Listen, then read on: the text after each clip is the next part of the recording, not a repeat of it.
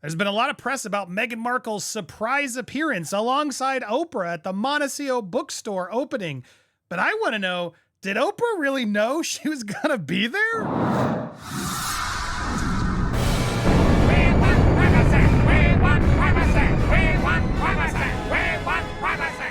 Welcome to Popcorn Palace. I am Andy Signor. And look, a lot of people have made fun of this idea that, Meghan Markle and Oprah are no longer palsies. But then look what she got to have all over the press. Meghan Markle reunites with Oprah Winfrey. The images were even there. They were there. Well, there was an image. I don't know if actually it's in this article, but there was an image. But more importantly, there was this moment right here when you are listening to one VIP and another comes in. Here it is, Meghan speaking, and look. Craving, I knew I could find in a bookstore. I get the book, go to checkout, place it there at the counter. The safety of what. Now, she arrived late. That's what's really interesting here. As we get this report, we are starting to see it now. Wait, I lost my link here. So she arrived late to the event. Now you'd think, look, let's be fair. I'm speculating here. I'm absolutely speculating. Okay. Here's my speculation warning, but you tell me if I'm speculating unfairly.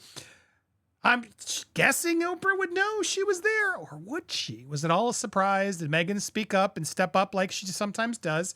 Here she is, sort of shocked that Oprah's there. What I was craving, I knew I could find in a bookstore. She's talking, and then there's a moment here like, oh shit, Oprah. Get the book. Keep it together, Meg. Act normal. Act normal. Don't act like Oprah's finally gonna acknowledge your presence again. This is how it feels to me a little bit. Go to checkout. Look at her looking at this.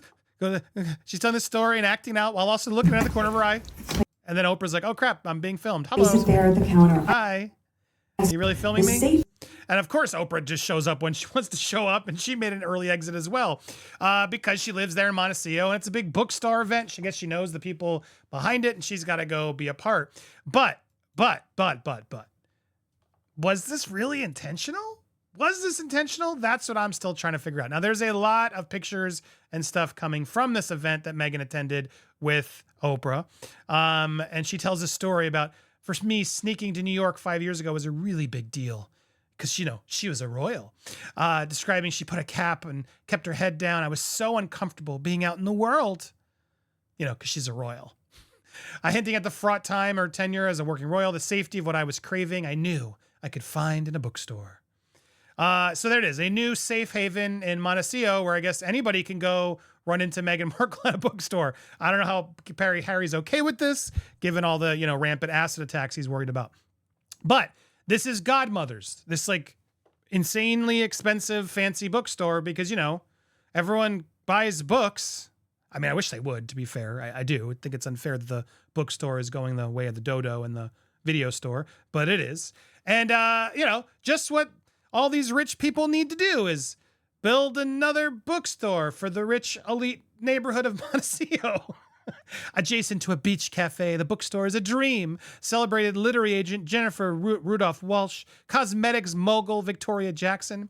We don't have a town square, but Victoria and I wanted to create one where people would come and feel welcome. The idea of a neighborhood gathering place hits differently in this Tony locale because many bold-faced names have put down estate-sized roots. Considering the guest list for the opening weekend, Oprah Winfrey popped by the friends and family party Friday evening, holding court underneath the string of lights.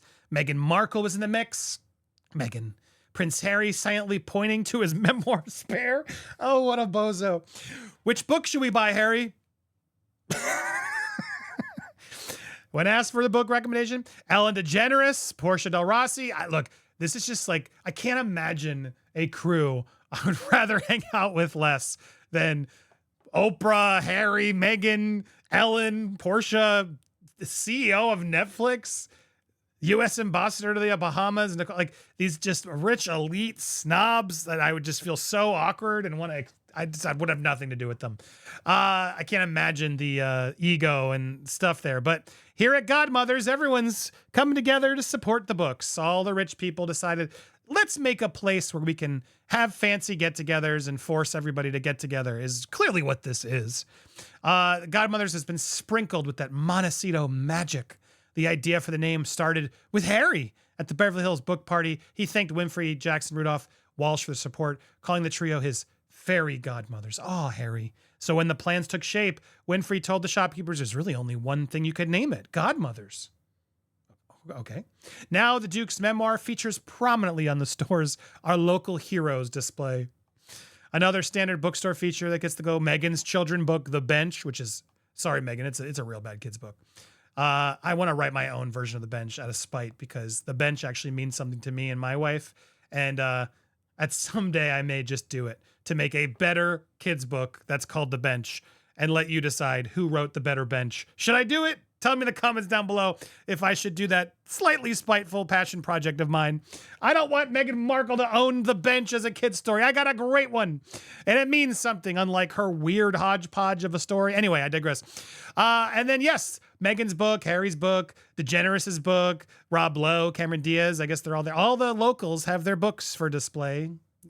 The interior of the store rises to its clientele, the structure taken down by the studs. The main floor, a cornucopia of books displayed artfully on dark shelves that allows the covers to pop, which also makes it clear that not all the books can have a lot of books if you're putting them face up. A large fireplace and a pair of sheepskin armchairs. Bah. A cozy vibe, while a small stage rimmed with lights nods to the events of Godmother's future. Large frame photographs of prominent women, Maya Angelou, Eleanor Roosevelt. You can't have an Oprah thing and not have some sort of nod to Maya Angelou. I mean, not that she doesn't deserve it. It's kind of like an Oprah staple. Anyway, on the second floor, it's multi-floored. Members of the just launched Founders Club program can reserve the living room-esque gathering space for a $200 a month membership. For individuals, $350 a month for families. So if you want to pay $350 a month, you and your family can potentially reserve space upstairs in the gathering space. That'd be pretty amazing. Could we go there and become a member and throw a big gathering? If I release The Bench, I'm going to do my damnedest to have a gathering event and rent a room in Montecito. That would be amazing. Not trolling or harassing anybody. Just, I want the Montecito touch. Across the way in the childhood section, floor to ceiling chalkboard and black book boards placed in the bottom shelf for little hands. Honestly, that is a good place for kids. If you're ever looking as a parent, what do I do? Go to a Barnes and Noble if you still have them. Outside of vintage Airstream, there was food and truck. My God, the waste of money. The Godsons, Chef Miles and Brian Robbins operated, operations head, anyway, blah, blah, blah. They were all a Michelin star restaurant. They were all giving away food, offering a preview of the possible fare to come with gourmet grilled cheeses, fresh baked matcha with white chocolate chip cookies, I could go for that, and creamy soft serve. So they'll have food, especially expensive. Nobody opens bookstores, she said with a laugh. It's true. Given the times we're in, we all were going on the world. It's comfortable. We thought it was comfortable for people. Well, look, I can just be a cynic and be mean. It's true. I can't lie. I like bookstores, but I can't believe we're like celebrating literally, it's Mayberry for the rich people, as that Jane Lynch called it. This is just so gross to me. You could show up and be there with Gwyneth Paltrow's psychological astrologer. like, I'm sorry. What? I don't want to hang out with Gwyneth Paltrow's psychological astrologer. What is a psychological astrologer? But that sort of wraps up my opinion of why I'm just sort of annoyed. And I guess do you guys. I'm not trying to hate, but yeah, I'm criticizing a bit of just how silly and unnecessary this seems. And if you're going to do it, you're going to be the rich people creating your thing. Okay, well, do you really need to make press about it?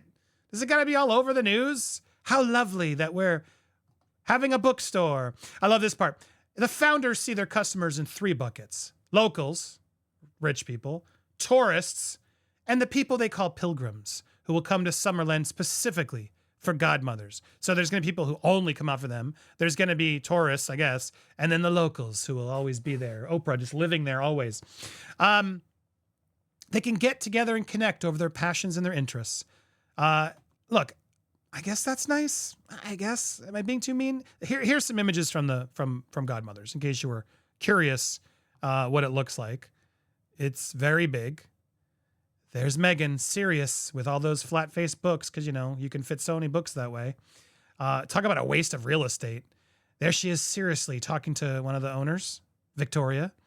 And then here, again, like, it's just like, when you do a bookstore, you got to have them facing, so you can get books. But this is literally just more like a hodgepodge of here are books that we want you to look at. And then really, who's going to buy them? What if I want to go buy a specific book? Do you have them in the back? It's just like a glorified museum for rich people. Anyway, there's Tracy James Brian Robbins' wife from the Paramount. And there's Oprah. Oprah's here. Jane Lynch was there. Is this the astrologer?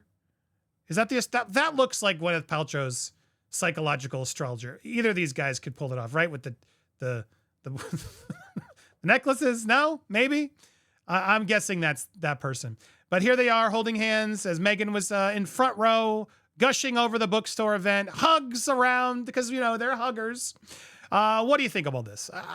This is, I guess, harmless at the end of the day.